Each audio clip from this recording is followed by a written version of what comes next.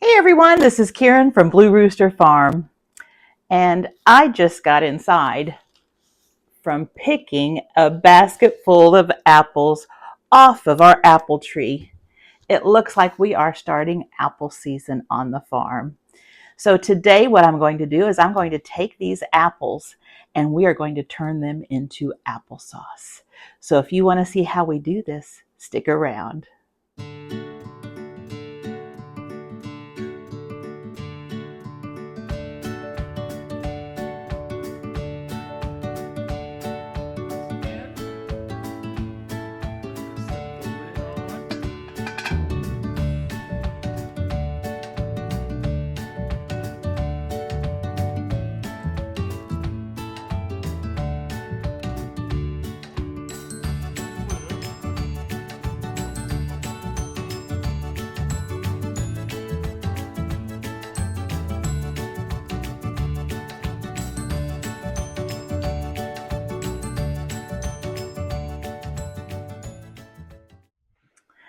Thanks for sticking around. So today what we're going to be doing is we're going to be making applesauce, but we're going to be using the Instapot. I usually use my steam canner, which softens the apples, and then I put it through my KitchenAid strainer and pureer, and that will take all the seeds and the skins off, and then I either can it or freeze it. Today I'm going to try the Instapot. Now, the only problem I see with the Instapot for me is that it's not going to make as much as I would like. But I know a lot of you out there have Instapots. And so if you have one, this would be a perfect way to do your apples. Now, I am also going to be using my KitchenAid peeler. It is a peeler core slicer for apples, and it also does potatoes. If you don't have one of those and you have the hand peeler, use that.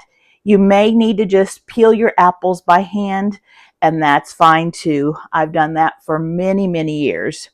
But some of these new gadgets really help out in the kitchen. So what we're going to do first is we are going to get our apples prepared. I'm going to move our Instapot out of the way, and I'm going to turn you over here so that you can see what we're doing with our apple peeling. Okay, I think you can see pretty good what we're doing. Now, I had some ginger gold apples that we had, and I just wanted to use some of those up before they went bad. And those were just from the store. We had bought those at one of our Mennonite stores. So I just went ahead and started peeling those. And I've got a bowl for my scraps, and I've got a bowl for my apples, and this is just the Instapot pan.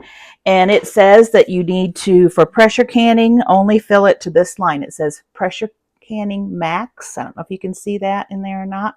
And so we'll only be able to put that many in our Instapot. So I've got my peeler all set up, and these are really nice. We have the hand ones as well, but this one, it just seems to be so easy. We bought it a couple years ago and have really liked it. Now, I'm going to be using my peels and my cores to make apple cider vinegar. So I'm sure to wash my apples. If you're not going to be if you're not going to be using your peels for apple jelly or apple cider vinegar or anything else that you would like to make, you could go ahead and just use your apples without washing because you're taking that peel off.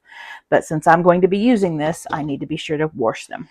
Now, our apples, these are galas, and we don't spray or anything. In fact, this year I was going to be thinning the apples out and did not get a chance to do that, and our trees are absolutely loaded. We do have some bug damage on a few, and it seems like about this time of year right now is when the birds and the squirrels and bugs start really going after the apples. So we're going to be harvesting them as quickly as we can as they get ripe, because that way we won't have any damage. But most of them look pretty good. You know, they're not going to be perfect like you see in the grocery stores, but they sure do taste good, and we know that there's nothing on them. So we're real happy with them. So let me show you this. This right here is a little spike, and that spike, I usually put it at the stem part. I'm not sure if that's the exact way you're supposed to do it, but that's the way I do it. I stick the apple on it, and then there's these little prongs that stick out from this plastic, and that gets a good grip on it. Then I push over my blade, and it's the core. And let me pull it back here. You've got your peeler right here. You've got your core right here, and inside here you have your slicer. So I'm just going to pull it right up next to the apple, and then I'm going to turn this on and go all the way up to high. I won't do it real fast.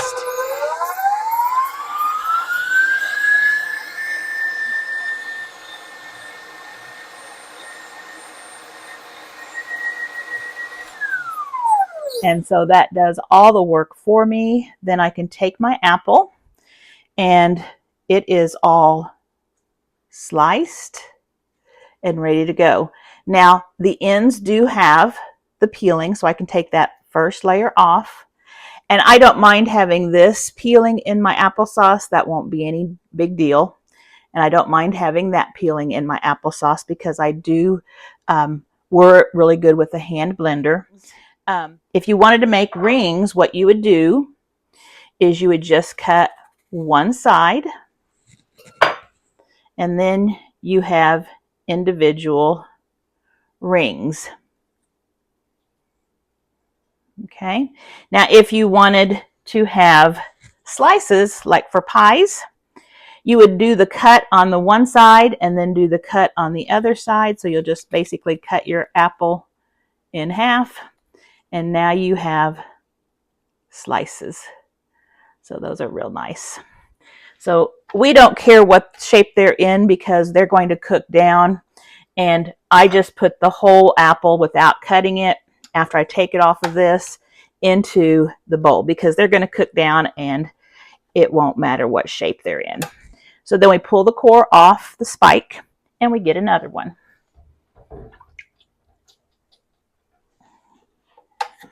Push it on.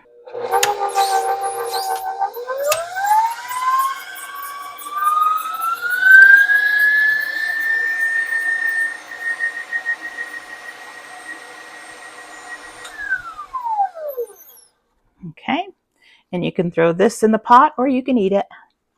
That's good. I'm going to leave that on and just throw this whole thing into our pot. Pull this back, take off the scraps, and we'll start again. So what I'm going to do is I'm going to continue slicing and peeling apples until I get this. I think it's about 2/3 of the way full. And when that's done, I'll bring you back.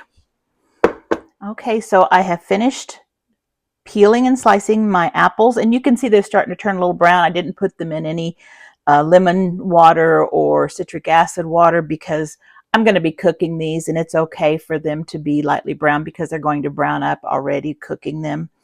I'm also going to be flavoring mine with some other fruit, raspberries, and that color will just be overtaken with the raspberry color. Now, as you can see, I do have some with peelings, and that's perfectly fine. In fact, there's a lot of applesauce recipes that you don't even peel. The peeling changes the texture if you left it on all of them, but it's not going to make a difference with the small amount. And it's also very beneficial for you. It's good fiber. So I'm going to put this into our Instapot, and I'm going to add a cup of water, and I'm going to add, just for flavoring, a couple tablespoons of applesauce, and I can add some more later, depending on the flavor of these apples. And that's all I'm going to start with. We're just going to go ahead and pressure cook these, and it's only going to be set for 10 minutes. And we're going to soften them up, and then we'll come back and we'll add raspberries. And if we want to add any sugar, we can add sugar. If we want to add any more lemon juice, we can do that, or flavor it however you want. So once you have it in and you've locked it in, we're going to close the vent.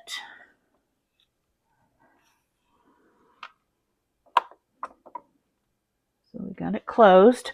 And then we're going to go to pressure can, and we're going to do it on high pressure, and we're going to do it for 10 minutes.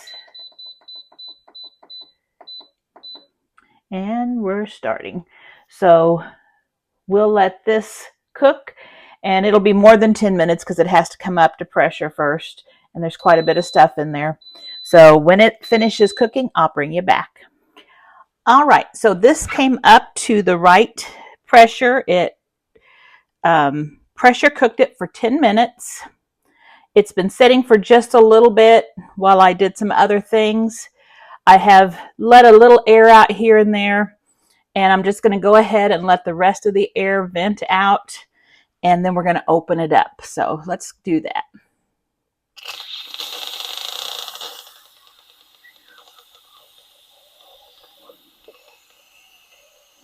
And it won't be able to be opened until this little red dot right there goes down. That little red safety switch needs to go down before we can open it. And it will only go down when all the air pressure is out of it.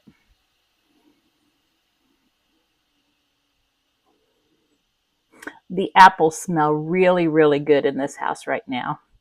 That steam smells delicious. Okay, there, that it went down right there. Okay, that means it's unlocked and we can open it up, but it's going to be hot inside there, so you still want to step away a little bit, open away from you. See all that steam that just came out? Okay, let's see what we got here. Those look really good. They have, oh yeah. Now there's a lot of liquid in there. Now if you don't want your sauce to be really liquidy, you can take some of that water out. And I think I am going to take a little bit out because I can always add it back, but I can't take it out once it's pureed up. So I'm going to take some of that out.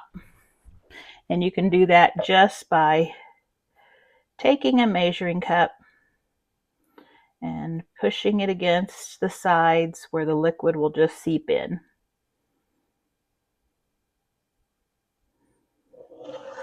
Just like that. And I'll get a little bowl to put that in. Oh, I bet that's good juice.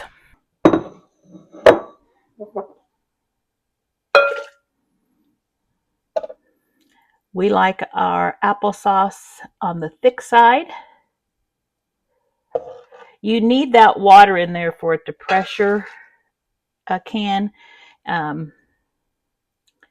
think we could get by with a little less, but you do need to add the water so that it can be pressure can safe or pressure cooked safely.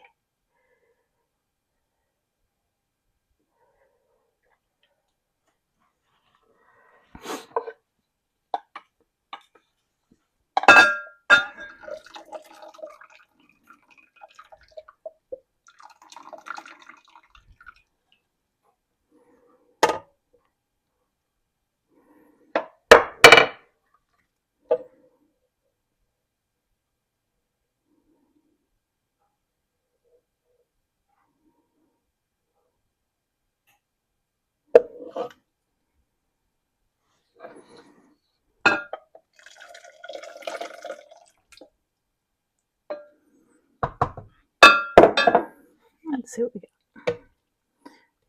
That looks good.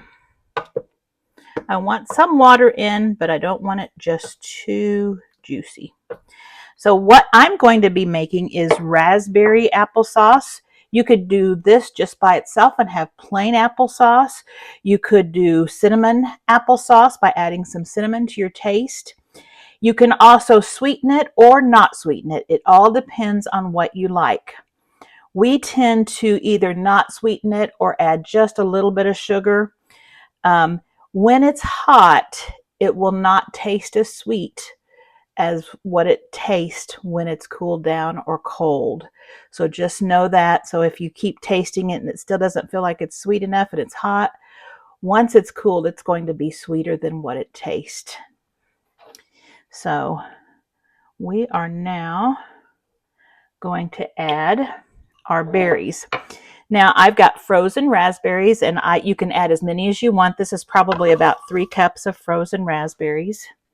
You could add just a few to make it a pretty color and just have a slight taste, or you can add a lot to give it a really good taste.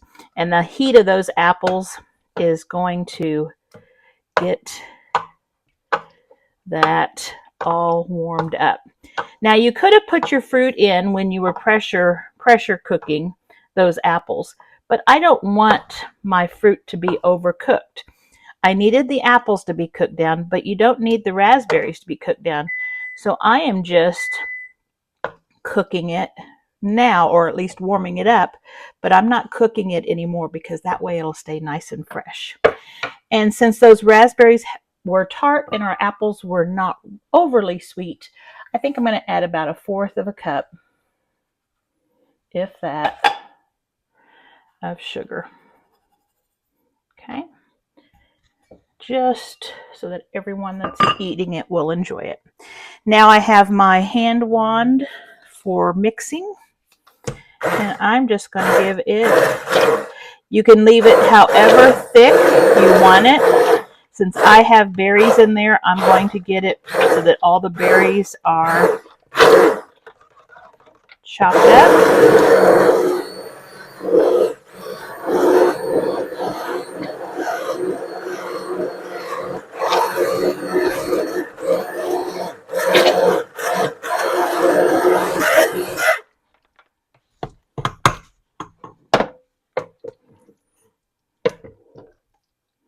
Now by adding the raspberries, remember you are going to be having some raspberry seeds in there, which is no big deal for us, but if you don't like the raspberry seeds, do a different fruit.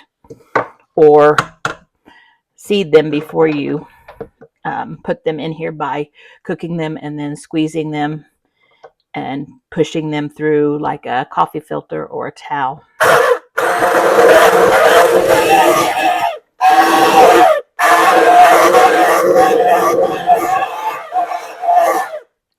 And again, I don't want to overly do it, but that looks good. Set that down there. All right, so here we have our applesauce, and it looks delicious. What I'm going to do is I'm going to let it cool down. I'm going to take it out of the Instapot so that it can cool down quicker. And then I'm going to taste it to see if it tastes the way I like. And then I'm going to put it in baggies. And I just use baggies like this. They are freezer bags. You can use Ziploc bags if you like. And I just put about 1 pint to 1.5 pints in there, and then do a twisty tie, and then these all go in the freezer.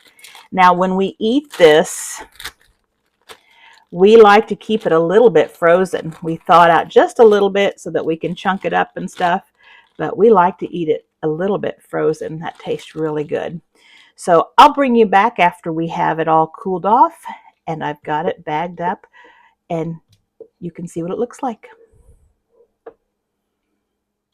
I am bringing you back because our applesauce has cooled down. It's just warm now, and I'm ready to put it into our baggies, and I've got one here that I did. So we're just going to be bagging them up, and I believe these are pint-sized bags. I'm using the smaller ones. I was going to use the, I believe, 1.5 pint bags, but I think I'm just going to do the pint bags. So what I do is I use a large mouth ring, and I put my plastic bag through the middle and then fold the edges over just like that. And then I take my ladle and I pour it in there carefully, trying not to get it all over. And you can just fill them up however much you want in each one. And then I let it come out of the ring. I give it a nice twist. Be careful so you don't squeeze it out. And then I also flip over the top, and then using a twist tie, I put the twist tie on and tighten it up. And there I have a baggie of applesauce in this. Whenever we're ready to eat it, all we're going to do is pull it out of the refrigerator or the freezer, and we can either set it in some cold water, or if we're in a hurry, sometimes I'll just run cold water over it, slip it out of the plastic bag into a glass bowl, and just stick it on defrost for just a short time. We like ours still frozen and cold. We just like to thaw it out enough so that we can break it up and get servings out of it. But if you like it fully thawed out, you just set it in some cold water, or just set it in your refrigerator the night before and it will thaw out. But it is delicious stuff, and this raspberry is delicious. And once it's cooled down, like I said, it does sweeten up, and this is perfect. Excuse me, I was working on another batch as that one was cooling down, and I made some blueberry that this is cooling down right now, and this is just the apples and then adding blueberries at the end, and it tastes wonderful too. So right now we are filling our freezer, and we will be probably canning some applesauce, probably just plain applesauce in cans later, but we sure do like the frozen. If you like this video on how to make applesauce using your Instant Pot, please consider subscribing. I would really appreciate that. Also, don't forget to like and share. That helps me out a lot. And if you have any questions, don't hesitate to leave them in the comments below. I hope you have a great week, and I hope you come back again soon.